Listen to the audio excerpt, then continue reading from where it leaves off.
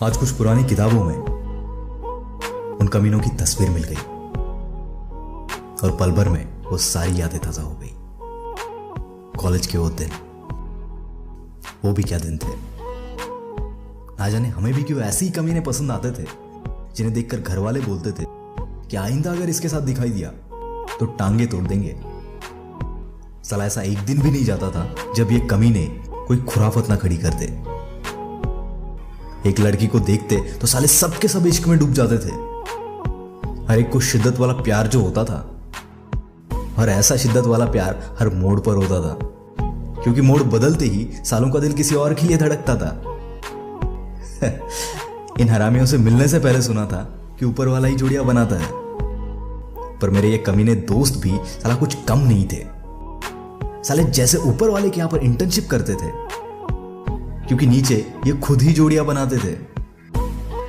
Canteen की तो यादें ही निराली थी। ऑर्डर करने के टाइम पे तो साले सब अंबानी होते थे, और बिल भरने के टाइम पर कमीने सब मालिया बन जाते थे। एक दूसरे के नाम से तो हम कभी बुलाते ही नहीं थे, क्योंकि इनसे ज्यादा इनके बाप के नाम से प्यार जो करते थे। और मजाक मजाक में बोलते थे, नाम लेके बुलाए वो यारी कभी सच्ची नहीं होती।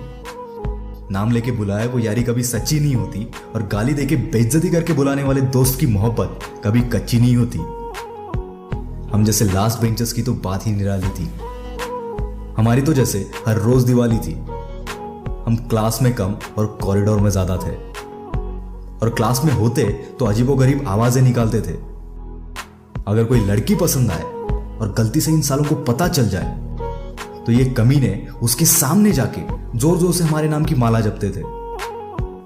दिल की बात लड़की तक पहुंचाने के लिए व्हाट्सएप का काम यही तो करते थे। लेक्चर्स तो सिर्फ अटेंडेंस की डर से करते थे, और एक ने भी अटेंड किया तो साला पूरे ग्रुप की प्रॉक्सी लगा कर आते थे। अटेंडेंस हमारी कभी पूरी नहीं होती थी, और फाइन के चक्कर में हर सेमेस्टर एंड में पूरी सेविंग्स खत्म हो जाती थी। और लाइब्रेरी तो जैसे हमारे लिए मंदिर था, क्योंकि साल में एक आधी बार दर्शन जो होता था वो भी जब कोई कमीना जबरदस्ती ले जाता था, क्योंकि लाइब्रेरी से ज्यादा कॉलेज के सामने अन्ना के टपरी पे मजा आता था। जहां टॉपर्स रैंक के लिए पढ़ते थे, वहां हमारे पासिंग्स के भी लफड़े थे। साला वो डिस्टिंक्शन पर रोते थे और हम 40 पर भी पार्टी करते थे। टीचर्स के साथ तो दुश्मनी ही अलग थी। जितने नाम उनके माँ बाप ने भी नहीं सोचे थे उतने तो हम एक दिन में रख देते थे। वो यादें भी निराली है। उस वक्त जिन लम्हों ने डराया था, आज उन्हीं को याद करके हंसी भी आती है। उस वक्त दोस्तों संग ट्रिप तो अचानक से बनती थी। 10-20 की सेविंग्स सबकी निकलती थी। 100 का पेट्रोल और 3 की सवारी थी। पर यारो, वही ट्रिप सबसे भारी थी। बर्थडे तो साला हर साल रुलाता था। जानवर जैसी मार पूरे दिन जो खिलाता था। कभी भी आते थे और 2 चिपका के जाते थे। साला बर्थडे के नाम पे कुछ बोल भी तो नहीं पाते थे।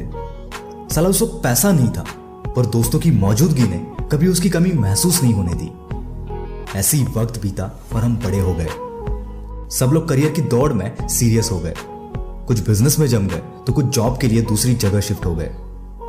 और करियर की इस रेस में सब इतना खो गए कि इसके चलते एक दूसरे को ही भूल गए।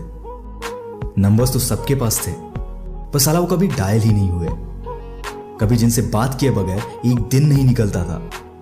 आज सालों बीत गए बिना बात किए। अब तो बस यादें बची है। बस दुआ करता हूं फिर आए वो शाम जहां ये कमीने मेरे साथ हो। ये दोस्ती और ये पल भुलाए नहीं भूलते हैं हम।